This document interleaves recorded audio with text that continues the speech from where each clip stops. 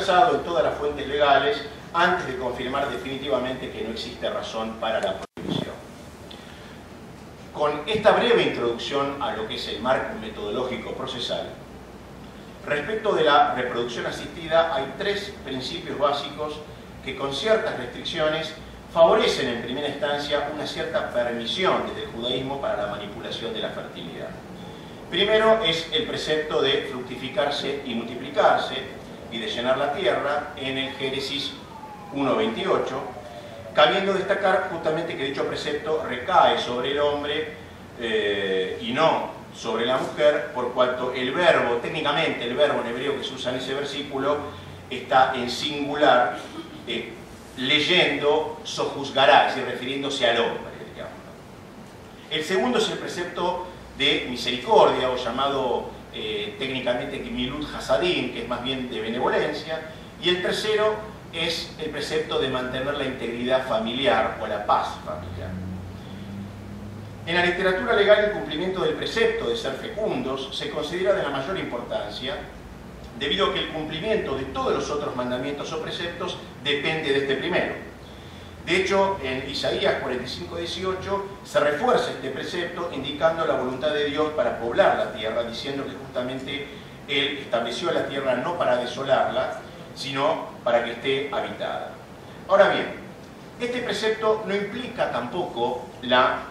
multiplicación indiscriminada de descendencia genética para mejorar la eficiencia biológica de crecimiento demográfico.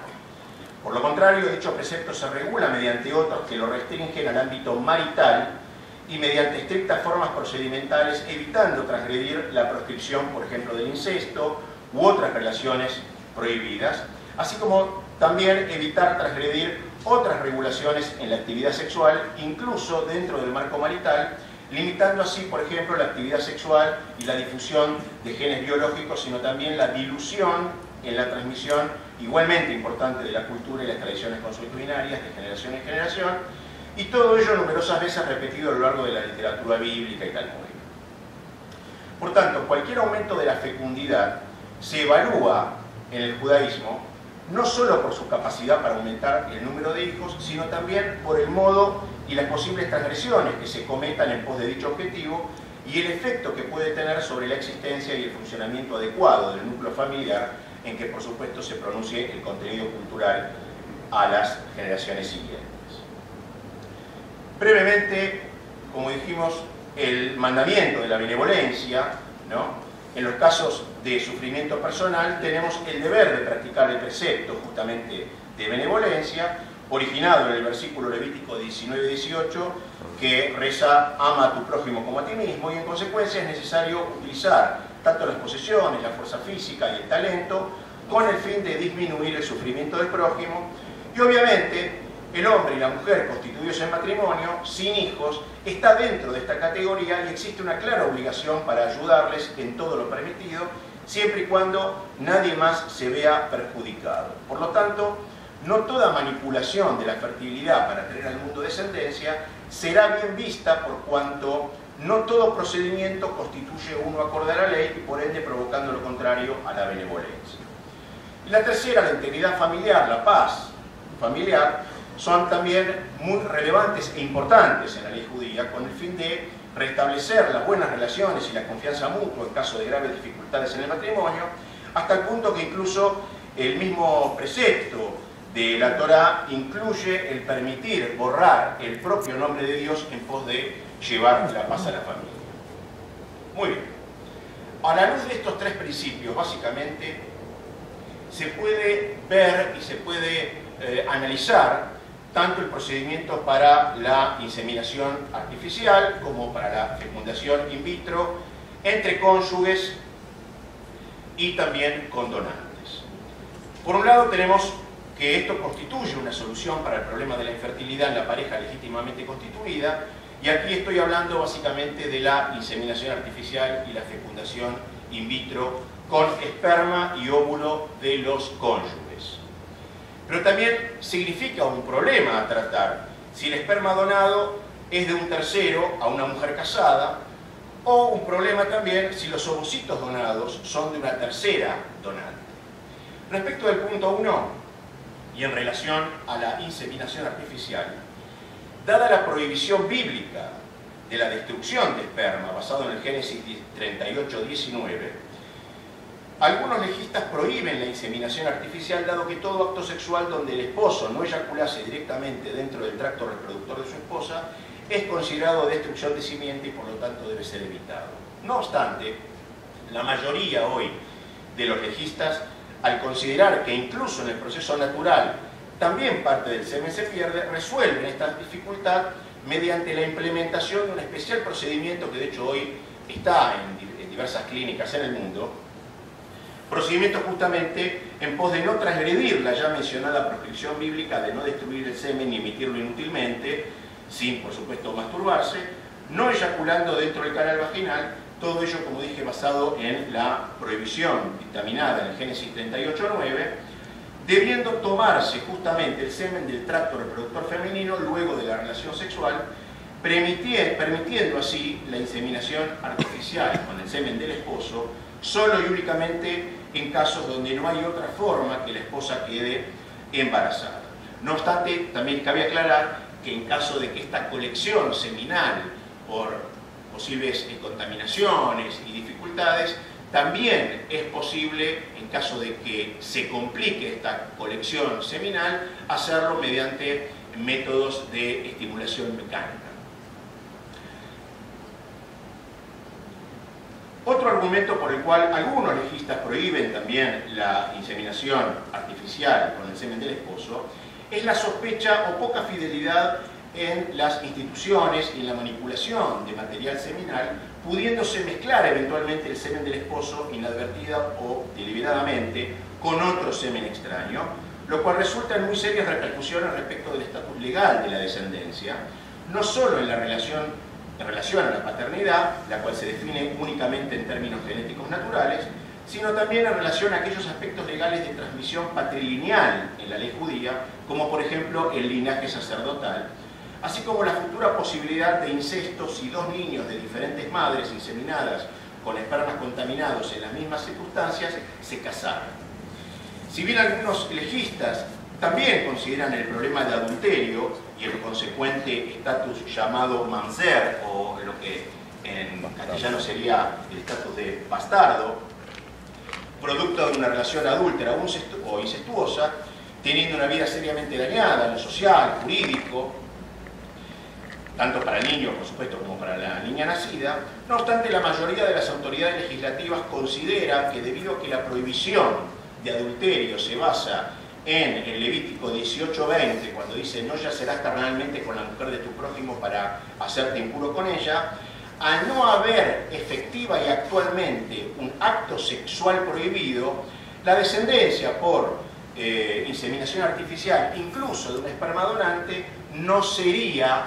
o no entraría en la categoría de bastardo, aun cuando el esperma de un hombre diferente del marido y que bajo una relación sexual natural sí lo produciría. La diferencia está precisamente en que no se considera justamente que se transgredió ese precepto de yacer carnalmente con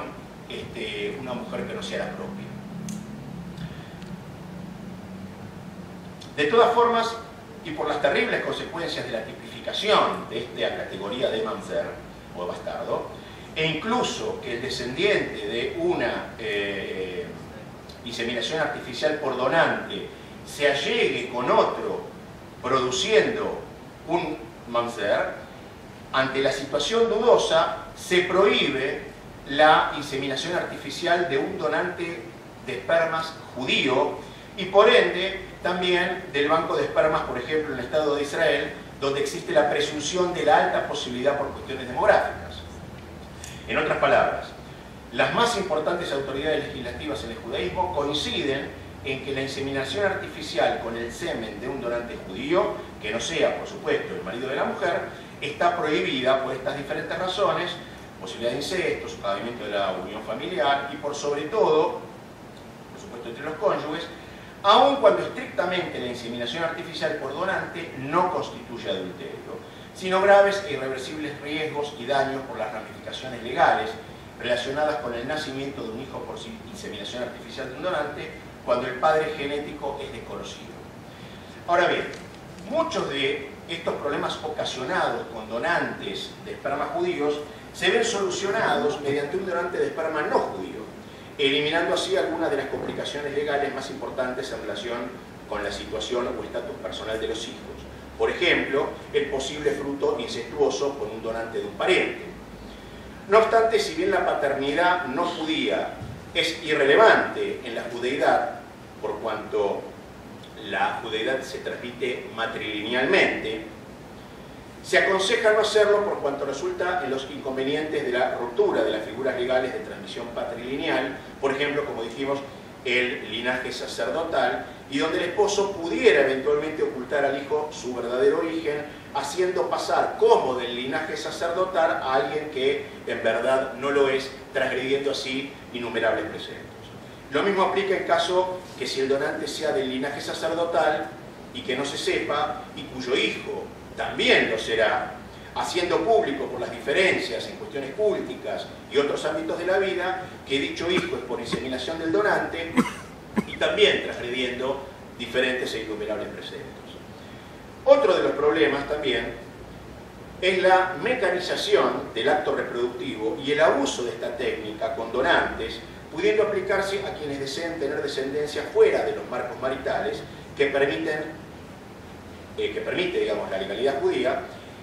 y de hecho usado como alternativa para cuando no se descubre dentro de la pareja una razón para la infertilidad, todo ello basado en los datos empíricos de cómo se pasa de la inseminación artificial con semen del esposo a la inseminación artificial con donante.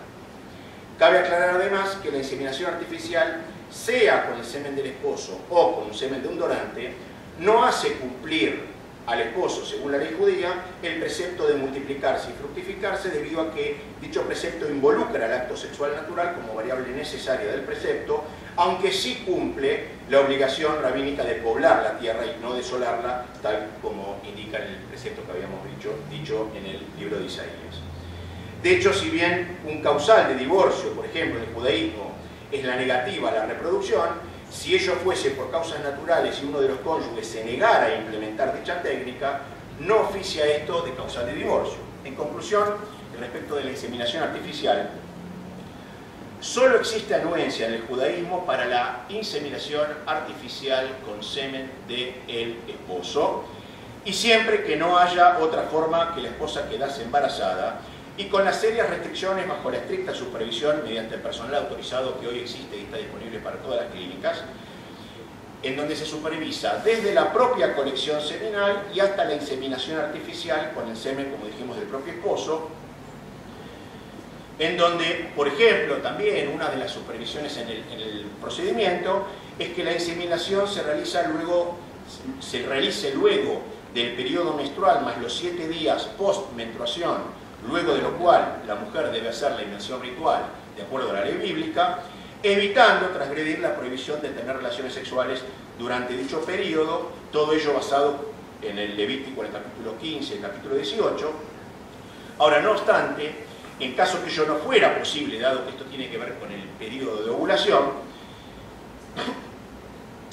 se podrá, anterior a dicha inmersión ritual, realizar también esta inseminación artificial con el semen del esposo.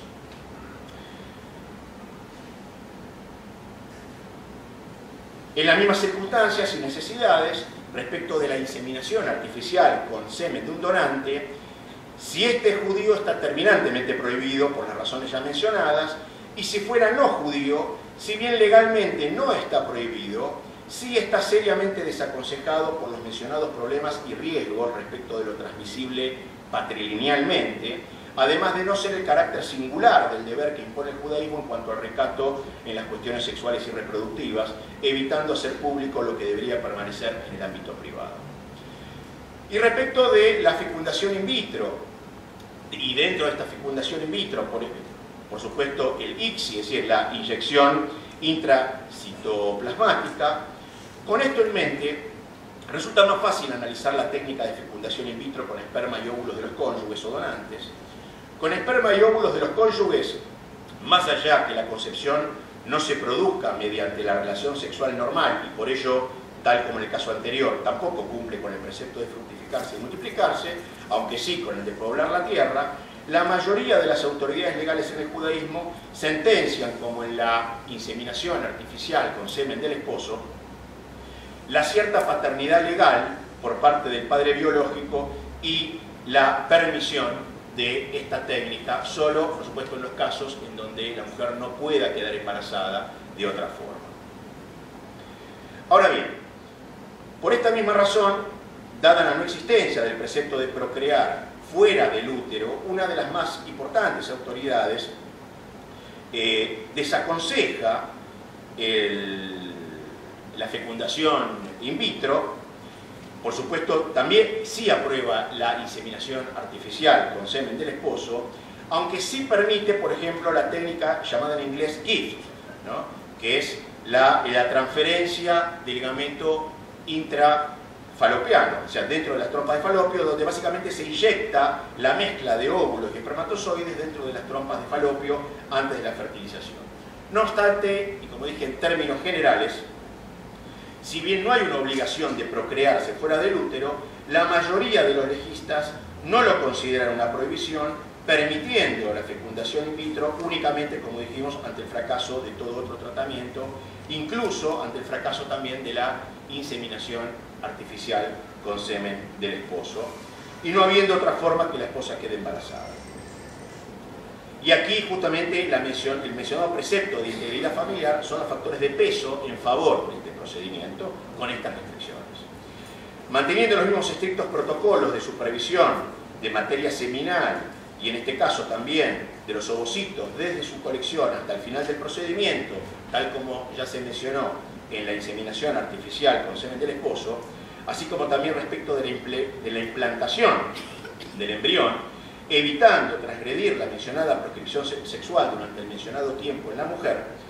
para la fecundación in vitro se adiciona ahora también la problemática de que, dado que el judaísmo reconoce la vida humana absolutamente distinto del estatus jurídico de persona, y esto que yo siempre lo aclaro en mis publicaciones, que se confunde el estatus de persona, que es netamente jurídico y no científico. El estatus de persona es netamente jurídico y no científico. Pero digo, más allá del estatus jurídico de persona, el judaísmo reconoce la vida humana a partir de la concepción. Entonces, el problema radica en que se deberán implantar todos los óvulos fecundados y que por proceso natural se descarten los menos viables. No obstante, frecuentemente, para aumentar la posibilidad de éxito, se fecundan más cantidad de los óvulos que pueden ser implementados por riesgo de embarazos múltiples y que pondrían en riesgo la vida de la mujer, así como de los propios embriones, cuando se tendrían que implementar todos estos embriones. Una de estas soluciones es justamente la vitrificación de los ovocitos, que directamente soluciona el problema de mantener congelados embriones, es decir, vida humana, y por supuesto su descarte, digamos, ¿no? Esta sería la solución. No obstante, como esta técnica es muy nueva, hasta el día de hoy esto resultaba problemático, aunque también se resolvía, y cuya resolución radicaba en que en la ley judía se impide que la vida de una persona se ponga en riesgo, en certero riesgo, en favor de la dudosa posibilidad de salvar otra, dada la igualdad de las vidas humanas, facultando así a la mujer, cuya vida es primera, para rechazar la implementación de la cantidad de óvulos que pondrían, de embriones, que pondrían en riesgo su propia vida. No obstante, dicha facultad es la de no implantar, pero no de destruir activamente el embrión, y por ello los no implantados no pueden ser eliminados directamente, aunque sí criopreservados para evitar futuras extracciones, o dejando que mueran naturalmente sin ninguna actitud intervencionista ni destino ulterior. Ahora, esto mismo hoy se ve solucionado justamente con la vitrificación de los ovocitos, evitando manipular embriones directamente, embriones que no son implantados. Similarmente, la determinación de cuáles de los óvulos fecundados se implantarán o no según la ley judía, se decidirá en función de su viabilidad o disfunción genética, pero nunca en función de su género u otra variable que no sea únicamente la relación con la viabilidad. Respecto de la fecundación in vitro utilizando esperma de un donante, en comparación con la ya mencionada situación jurídica compleja de descendencia por inseminación artificial con semen de un donante, la descendencia por fecundación in vitro con donante de esperma está en una mejor situación. Y la razón de esto es la clara distinción entre el esperma de un donante que se inyecta en el útero y el embrión directamente que se implantará en el útero. Y esto es por cuanto aún para los pocos legistas en el judaísmo quienes estipulaban que la inseminación artificial con semen de un donante incurriría en la transgresión de adulterio, la fecundación in vitro con semen de un donante consiste justamente en la implantación de un embrión, lo cual nunca se cita como algo prohibido. Pero todavía hay dos preguntas que deben ser contestadas. Primero, ¿cuál es la situación personal de la descendencia por fecundación in vitro con donante de esperma? Si bien y tal como se dijo, resulta más difícil de equiparar la fecundación in vitro con semen de donante con un acto de adulterio, todavía existe la misma problemática que en la inseminación artificial con semen de un donante, por cuanto aquí se fertilizan los ovocitos de una mujer casada con el esperma de un tercero donante. Nuevamente se reiteran los diversos y graves problemas que surgieron para la inseminación artificial con semen de un donante, judío por supuesto, así como, si bien más leves, también respecto del donante de semen no judío, y por ende no se aconseja este tipo de técnica. La fecundación in vitro con donante de óvulos. Tal como ya se mencionó, hay una diferencia fundamental entre la paternidad y la maternidad en lo que respecta a lo jurídico. Mientras que la paternidad se basa únicamente en la función genética, la maternidad normalmente tiene dos funciones: la genética y también la fisiológica, es decir, 9 meses de embarazo, la gestacional. La nueva tecnología de la fecundación in vitro y la donación de óvulo o subrogación hizo posible romper y dividir estas dos funciones entre dos mujeres. La donación de un ovocito plantea dos problemas en el judaísmo. El problema fundamental es la de establecer quién, de acuerdo a la ley, es la madre. Es decir, ¿es la madre genética o la subrogante, o la madre gestacional? O tal vez no hay madre legal en el judaísmo en tales casos, o tal vez ambas son consideradas madres legales. La mayoría de las autoridades basadas en la casuística talmúdica consideran que la madre que pare o que da a luz al niño o a la niña es la madre legal, por cuanto siempre la maternidad es referida a lo gestacional y no necesariamente a la genética.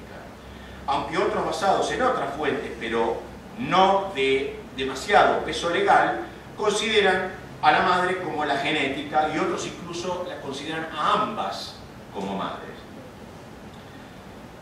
Pero como dije, en términos generales, la gran mayoría de las autoridades legislativas en el judaísmo consideran a la madre como la gestacional. Ahora, si el donante de óvulos es una mujer casada, la pregunta es, ¿está permitido fertilizar sus ovocitos con los espermatozoides que no sea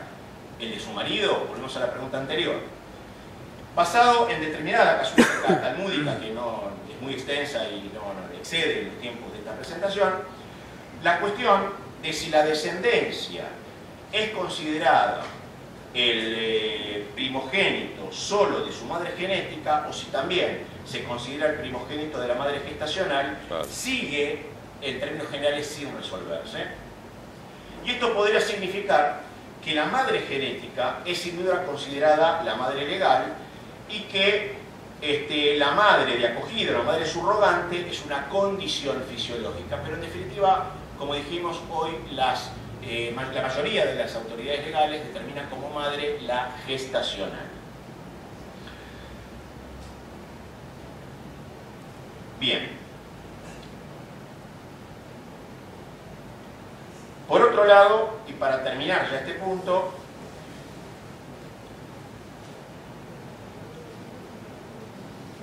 en términos también de condición de judío, de, por ejemplo, cuando la madre gestacional y la madre donadora de óvulos pertenecen a religiones distintas,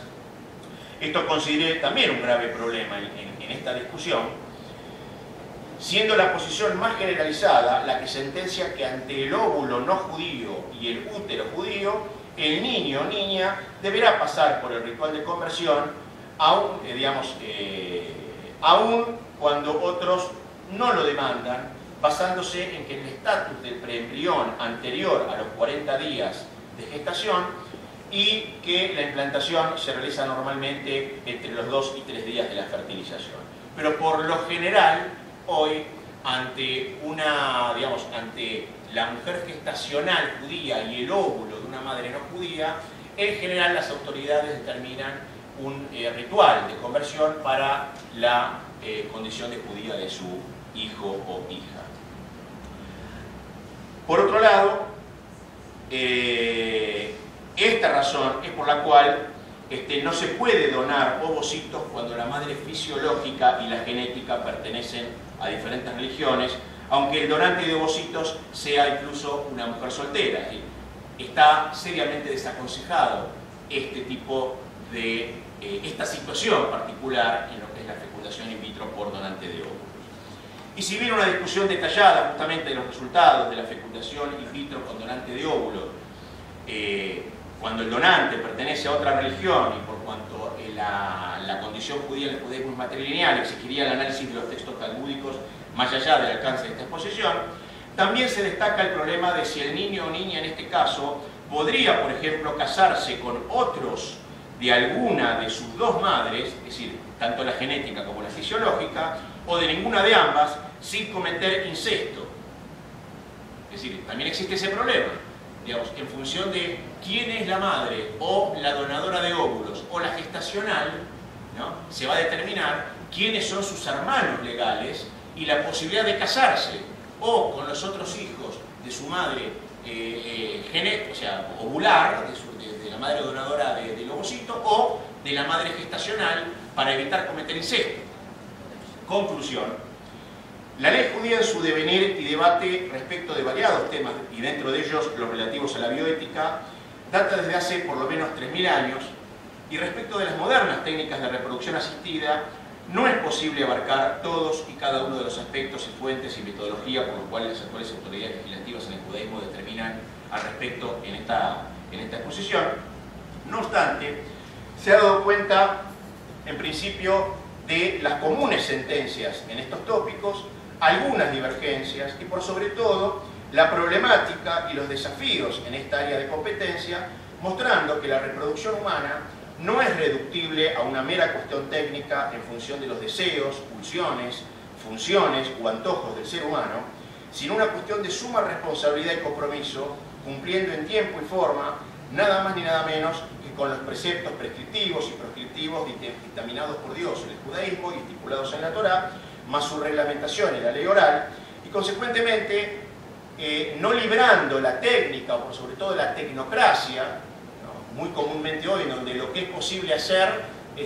se hace, ¿no?, y la posibilidad del hacer está por arriba y gobierna todo tipo de restricción, y en donde todo tipo de restricción ético, moral o religiosa parecería como una obstrucción a la técnica, cuando en realidad no es una obstrucción, sino que básicamente, por sobre todo los preceptos religiosos, y no tanto la ética y la moral, sino básicamente los preceptos religiosos, se han dado como restricciones habilitantes para una humanidad. Es decir, para habilitar una humanidad, la restricción de la animalidad para habilitar una humanidad. Y por ende, para terminar, esto no puede entenderse como una postura paternalista donde se cercena al hombre la posibilidad de autodeterminación o de libertades individuales, sino por lo contrario, el hombre es sometido al concepto de autonomía conductiva, en función de su facultad apetitiva o incluso de su facultad racional, pero siempre permaneciendo bajo una variable de su naturaleza animal y por ende esclavo de sí mismo, debería también entender que mientras que solo su decisión se viese restringida a alguna de sus variables animales, en realidad esta supuesta libertad que predica nunca es tal, sino que en verdad, mientras que solo su decisión esté sometida a sí mismo, el hombre se va a esclavizar a sí mismo y a su propia producción. Por otro lado, solo su decisión será verdaderamente independiente y la más radicalmente libre cuando excede de sus propios factores animales y esté gobernada por la autoridad de la ley como expresión de la voluntad, de una voluntad heterónoma y no autónoma, que no es otra que la voluntad de Dios. Muchas gracias. Amén.